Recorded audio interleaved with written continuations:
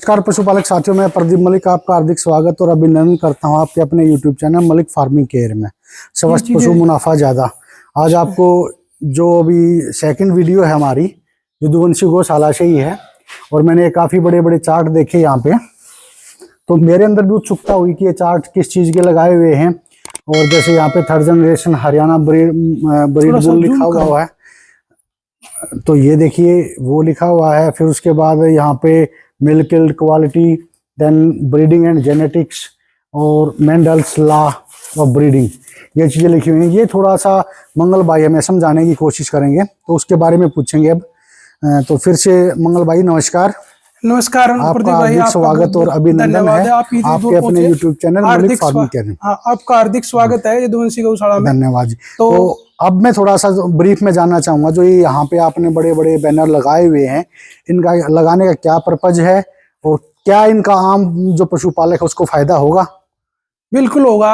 हम एक छोटा सा ग्रुप है हमारा, जो जैसे अच्छे अच्छे गोपालक भाई हैं वो आते रहते हैं। अच्छा। तो उनको कुछ सिखाने के लिए वीडियो के थ्रू या कैसे भी हम कोशिश करते रहते हैं। जैसे ये एक rules of breeding and genetics है, इसमें क्या बताया गया है, एक 1932 में एक ओलिवर ऑर्थर करके साइंटिस्ट भारत में आए थे। उन्होंने एक बुक लिखी थी, वो दी काउज इन इंडिया। उसी के अंदर से लिया गया ये एक संस्मरण है, मतलब एक छोटा सा हमारा वो लिया हुआ है। तो इसमें उन्होंने बताया था कि हाइब्रिड विगर के बारे में बताया था कि जैसे हरियाणा, जैसे हमारी देसी गोवंश की शुद्ध नस्लें हैं, उनको हम बाहर के एक्जोटिक सांड से या सीमन से गर्भित कराएंगे, तो उससे जो संकरित नस्ल उत्पन्न होगी उसको उन्होंने नाम दिया हाइब्रिड विगर, संकर उफान ओज। इसमें क्या हुआ कि हाइब्रिड जैसे ही वो पहली नस्ल आएगी हमारे पास, वो एकदम जल्दी मैच्योर होगी, ज्यादा दूध देगी और उसकी टॉलरेंस पावर भी दोनों की वजह से, हमारी देसी गोवंश की वजह से अच्छी आएगी। लेकिन उन्होंने ये कहा कि इनको सस्टेन रखना इम्पॉसिबल है, इनको आगे बनाए रखना मुश्किल है। क्योंकि ना अगर आप इनब्रीडिंग करोगे तो भी दिक्कत है, लाइन ब्रीडिंग करोगे तो भी दिक्कत रहेगी। और ये उन्होंने उस समय बता दिया था कि ये कॉस्टली फेलियर होगा। बहुत ज्यादा पैसा लगाने के बाद सरकार का प्रयास ये बिल्कुल फेल होगा, इसमें कोई हमें रिजल्ट नहीं मिलेगा। उन्होंने ये कहा था the crossing has proved to be a failure. जो हम क्रॉस बनाएंगे वो एक फेल्योर की तरफ लेके जाएगा। और इसमें फिर ये बताया था ब्रीडिंग एंड जेनेटिक्स में कि जो हम बछड़ा सांड जो सिलेक्ट करते हैं, गाय जो सिलेक्ट करते हैं या भैंस जो सिलेक्ट करते हैं, उसमें एक उन्होंने रूल बताया था कि फर्स्ट जनरेशन जो कंट्रीब्यूशन होता है उसका 25% होता है कैरेक्टर्स में। ओके।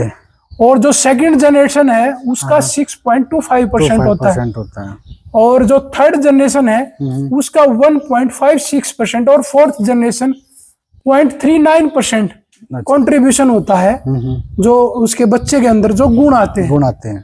तो ये चीजें बताने की उन्होंने कोशिश की थी उस समय, जो बच्चा आएगा। तो हमें 4 पीढ़ी 5 पीढ़ी तक अगर कोई बुल का पता है तो हमें आने वाली संभावना ये है कि वो अपने ऊपर बच्चा लेके आएगा तो अच्छा ही लेके आएगा। और यही चीजें फिर आगे प्योरिटी ऑफ इन ब्रीड में बताया उन्होंने कि एक जो अच्छी कोई भी देसी नस्ल की गाय है उसको प्योर ब्रीड से, प्योर ब्रीड का हम क्रॉस कराएंगे तो उसी से हम आगे डेवलपमेंट कर सकते हैं, अच्छी नस्लें बढ़ा सकते हैं। ठीक है। जैसे कुछ इंस्टीट्यूट हैं, LRS जैसे चंदन है, LRS बिचवाड़ है, दांतीवाड़ा है, दामा है, जो शुद्ध नस्लों को और शुद्ध बनाने के ऊपर काम कर रहे हैं। तो उनकी जो नस्लें हैं वो आगे जाके उनके जो बुल होंगे वो बढ़िया परफॉर्म करेंगे। और अगर हम कोई ऐसे माँ को देख के अगर बुल सेलेक्ट कर लिया, बाप को देख के सेलेक्ट कर लिया, तो हो सकता है वो इतने अच्छे रिजल्ट नहीं दे पाए। और ये फिर बताया उन्होंने रिवर्जन टू टाइप, इसमें बताया गया है कि हो सकता है किसी रिवर्जन टाइप में बताया गया था कि जैसे मान लीजिए हम किसी एक नस्ल को दूसरी नस्ल से क्रॉस करा देते हैं, हो सकता है बुल अपने करेक्टर डोमिनेंट रख ले, ठीक है, लेकिन उसके बच्चे में वो रिसेसिव करेक्टर रहेगा ही रहेगा जो उसकी माँ का है। तो हो सकता है आने वाली जनरेशन में उसी तरह का कोई और बच्चा हो जिसकी जिस तरह की उसकी कंडीशन है उसी तरह की कंडीशन उसकी बनी हुई हो, तो वो जो बच्चा है वो दोबारा उसी नस्ल में जा सकता है, रिवर्जन टू टाइप। मतलब जैसे समझने की बात ये है, इसमें बताया गया है जैसे कैरियर जीन्स होता है, ये इन मदर के अंदर कैरियर जीन्स है, फादर नॉन कैरियर है। तो इसमें इसके जो बच्चे आए किसी के अंदर दिखेगा नहीं, लेकिन ये 50% है जो अपने अंदर कैरियर जीन्स लेके रखेंगे, और ये कैरियर जीन्स वाला बच्चा फिर कैरियर जीन्स वाली मदर और फादर जब एक दूसरे से क्रॉस होंगे ना, तो एक तो फुल वो आ जाएगा कोई भी कंप्लीट, और दो एक 25% रिजल्ट ही उसकी तरफ चले जाएंगे, प्योर की तरफ। एक ये जो उसके अंदर क्रॉस था वो प्योर की तरफ ले जाएगा, और दो में वो करेक्टर रहेगा ही रहेगा। इसी तरह इसमें कलर को उसका दिखाया गया था, कलर कॉम्बिनेशन का बहुत अच्छे तरीके से ये बताया गया। और ये मेंडल्स लॉ ऑफ ब्रीडिंग है, मेंडल्स करके एक साइंटिस्ट हुए, उन्होंने मटर के दानों पर ब्रीडिंग करके देखी थी, तो उन्होंने बताया था हरे और पीले 2 दाने लिए उन्होंने, उनको पराग करा के आर्टिफिशियल, और उनसे उन्होंने नई जनरेशन मिल रही, तो उनको ये मिले। तो मैं मंगल भाई एक बात पूछना चाहूंगा जी, जैसे हम मान लो किसी, अब आपने दाने की बात की, किसी सीड्स के ऊपर वो करते हैं जी, रिसर्च करते हैं, या फिर जैसे काउज बफेलोज के ऊपर करते हैं, तो उसमें कुछ डिफरेंशिएट नहीं है? उसमें डिफरेंशिएट कुछ नहीं होता, क्योंकि क्रोमोसोम उसमें भी है, अच्छा, सेल्स उसके अंदर भी है, और सेल्स हमारे अंदर भी, और सेल्स एनिमल्स के अंदर भी, हर जगह। मतलब जो उसमें जो ब्रीडिंग की जाती है, जो रिजल्ट लेना होता है, हमें एक निचोड़ देना होता है, वो थोड़े टाइम में देना होता है। अगर हम गाय भैंसों के ऊपर लगेंगे तो एक गाय को, बच्चे को तैयार करने में लगभग 4 साल का टाइम लगता है। वो 4 साल में हम रिजल्ट पे नहीं पहुंच पाते, उसको 2 साल और मैच्योरिटी में लगते हैं। 4 साल में पहले काविंग करती है जाके, क्योंकि 9 महीने वो पेट में रहेगी गर्भ में, उसके बाद 3 साल की लगभग वो ब्याएगी, और लगभग 2 साल बाद और दूसरे या तीसरे लैक्टेशन में हम ये बता पाएंगे कि किस स्टेज पे हमने तो मतलब सफलता प्राप्त की है या असफलता मिली है। सीधी भाषा में अगर मान के चले तो मतलब आप ये लगाओ 6 से 8 साल का प्रोसेस है। अगर ब्रीडिंग के रिजल्ट को देखना था, तो इन्होंने क्या किया कि अगर छोटे टाइम में किसी चीज का रिजल्ट लेना है, शॉर्ट पीरियड में, तो वो छोटी अवधि के जो भी बीज होते हैं उनके ऊपर किया जाता है। बकरी है, वो कुत्ते हैं, क्योंकि उनका जो परचुरेशन टाइम है वो कम होता है। जैसे जैसे कुत्ते का है 42 से 50 दिन समथिंग होता है, और जो बकरी है उसका भी मेरे ख्याल 2 से 2.5 महीने के आसपास 80 दिन के लगभग बताते हैं। तो इस तरह से ये होता है। और एक ये जो आपने 3rd generation Haryana breed bull का एक और लगाया हुआ है यहाँ पे, ये एक समझाने का प्रयास किया गया है कि हम 3rd जनरेशन बुल कैसे बनता है। जैसे कोई भी बुल ले ले, उसकी माँ भी शुद्ध हो, उसका बाप भी शुद्ध हो। ये हरियाणा नस्ल का कोई भी बुल ले ले, उसकी माँ भी शुद्ध है, बाप भी शुद्ध है, और माँ की माँ भी शुद्ध है, माँ का बाप भी शुद्ध है।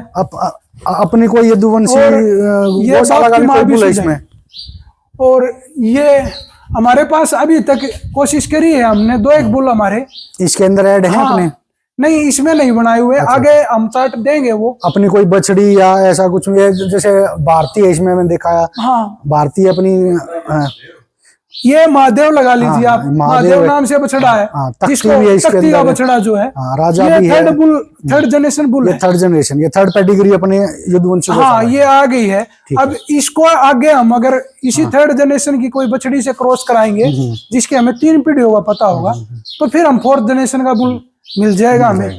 तो और फिर हम और रिजल्ट के बारे में थोड़ा सा श्योर हो पाएंगे। और एक और बड़ी चीज मैंने देखी है भाई, फील्ड में बड़ा रहता है भाई, मान लो किसी गाय है या जो बफेलो है, भैंस है, उसने फर्स्ट लैक्टेशन में दूध कम दिया है, तो क्या सेकंड लैक्टेशन में ज्यादा दे सकती है?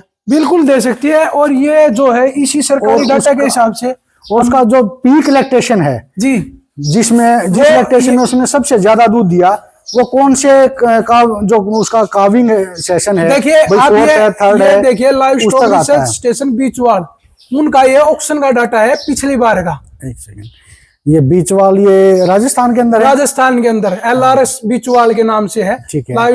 LRS live research. ये आई थिंक जहां तक मैंने सुना है थारपारकर ब्रीड के ऊपर काम ये करता है। थारपारकर ब्रीड को और प्योर करने के ऊपर बात कर रहे हैं, काम कर रहे हैं।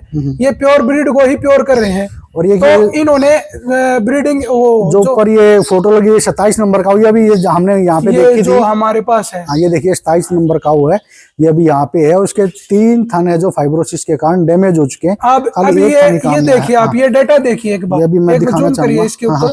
ये 27 नंबर का जो, ये 24 नंबर लीजिए, 24 नंबर लीजिए पहले। 2008 का बर्थ है इसका, 571 नंबर इसकी माँ है। 2023 में ये लास्ट काविंग करी थी इसने।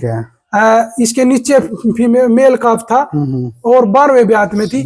इसका आप वो बेस्ट लैक्टेशन यील्ड देखेंगे तो 7वें ब्यात में 3654 लीटर का है। 3654। मैं एक बात और मंगल भाई आपसे पूछना चाहूंगा जी, 7वें ब्यात में जाते वक्त तो ये कह देते हैं कि ये बूढ़ा हो गया पशु। नहीं, देसी गाय जो है वो उम्र के साथ साथ दूध बढ़ाती चलती है, उसमें और ज्यादा मैच्योरिटी आती है। हाँ, ये जैसे हम और लैक्टेशन और जो पहले दूसरे ब्यात में जरूरी नहीं है कि कोई गाय अच्छा दूध दे पाए। वो हो सकता है तीसरे, चौथे, 5वें, 6ठे ब्यात में जाके बहुत अच्छी गाय बन जाए, मिल्क बढ़ता है। जैसे 27 नंबर है, इसने अपने 6ठे ब्यात में जाके 4327.6 लीटर, 4327.6 लीटर, जहां अगर आप देखेंगे जो अच्छी मुर्रा है, आप में जैसे हमने NDRI है अपनी, नहीं सॉरी CIRB है और HLD जहां तक देखा है तो 4042 के आसपास है जो मुर्रा बफेलो है, उनका लैक्टेशन पीरियड का मिल्क यील्ड रहता है ये। और यहाँ पे एक गाय है 27 नंबर गाय, और जिसने अपने 6ठे ब्यात में 4327.6 लीटर दूध दिया है, तो बहुत ही काबिल तारीफ है। और ये फिर 29 नंबर है, 29 नंबर इसका भी 6ठे ब्यात का बेस्ट लैक्टेशन रहा है 3259.9 लीटर। 9 लीटर। तो ओल्ड एज, और सामने बिल्कुल आप ये देखिए लिखा हुआ है, सब लिखा हुआ है, ओल्ड एज की वजह से निकली हुई है। हाँ बिल्कुल, किसी इनको ऑक्शन कर दिया गया, उसके बाद का ये उन्होंने डाटा जो है वो दिया था। और इसी तरह आप देखिए 33 नंबर है, इसने भी 7वें ब्यात में 3360 लीटर। 3360 लीटर। 47 नंबर है, इसने भी 2922 लीटर, चौथे लैक्टेशन में, 4th लैक्टेशन। और ये अपना 49 नंबर है 3839 8वें लैक्टेशन में। ठीक है। और ये जो है 139 नंबर गाय थी एक, इसके चारों थन फाइब्रोस थे पहले ब्यात में। तो ये अब आपको और दिखाते हैं थोड़ा सा। सॉरी स्टिच है ऊपर से नीचे से मिले। हाँ, ये 128 नंबर गाय है, पहले ब्यात में इसने 553 लीटर रिकॉर्ड करा है, मात्र 553 लीटर पहले ब्यात में। हाँ ठीक है। तो और दूसरे ब्यात में 2395, लगभग 5 गुना के आसपास, 4.5 गुना 5 गुना के पास, तो 2400 लीटर हो गया इसका। तो अब आप ये अगर 553 लीटर की किसी मान लो किसान के खुट्टे पर गाय आ जाए तो लगभग एक दिन का 2 लीटर दूध की एवरेज आ रही है। बिल्कुल बिल्कुल। तो 2 लीटर की जो गाय होगी, किसान पहले लैक्टेशन के अंदर इसको सेल आउट कर देगा, कुछ भी कर देगा इसको। लेकिन ये गाय हो सकता है तीसरे ब्यात में और भी ऊपर चली गई हो। बिल्कुल बिल्कुल बिल्कुल। तो ये इसी तरह एक 18 नंबर और देखें आप, इस पे जूम करें, 121 नंबर गाय है जिसका पहले ब्यात में 1581.6 लीटर दूध है, और दूसरे ब्यात में 3822 लीटर दूसरे रिकॉर्ड है। नॉर्मल गाय से कितनी एलिट गाय ये बनी है दूसरे लैक्टेशन में। ये भी जस्ट डबल से ज्यादा चला गया है। हाँ, तो ये इस माध्यम से हमें ये समझाने की कोशिश की थी कि आप अगर आपने मेहनत करके कोई बछड़ी तैयार करी है तो पहले ब्यात में अपने हौसले मत तोड़े और अपने बने रहे, अपने काम में लगे रहे, किसी की ना सुने और उसको रखें। ब्रीडिंग करना बहुत पेशेंस का काम है, बहुत पेशेंस का काम है। ब्रीडिंग सब बस की बात नहीं है। तो ब्रीडिंग वही करे, हाँ, जिसके पास समय ज्यादा हो। वो हमारी देसी भाषा में कहा जाता है ब्रीडिंग वही आदमी करे जिसको जो लोहे के चने चबा सकता है। हाँ। बिल्कुल। ये अगर आप डाटा अगर आप देखेंगे पूरा, जो आप ये सोचे कि भाई 2-4 साल में 5 साल में मैं ऐसे रिजल्ट निकाल दूंगा, इतना कमा लूंगा, ऐसा कुछ भी नहीं हो मंगल सकता। भाई ने बताया है भाई बहुत पेशेंस का काम है, समय भी ज्यादा चाहिए और जो एक एक चीज को ऑब्जर्व करने की भी ऑब्जर्व करने जरूरत की। है। जो पशु पहले लैक्टेशन में कम दूध दे सकता है वो दूसरे में ज्यादा भी दे सकता है, और जो पहले में ज्यादा दे सकता है वो दूसरे में कम दे सकता है। जी तो बहुत सारी चीजें हैं, मंगल भाई ने बहुत ब्रीफ में समझाने की कोशिश की है। तो मंगल भाई का फिर से तहे दिल से बहुत आपका बहुत भी बहुत धन्यवाद। बहुत धन्यवाद। थैंक यू मंगल भाई। नमस्कार।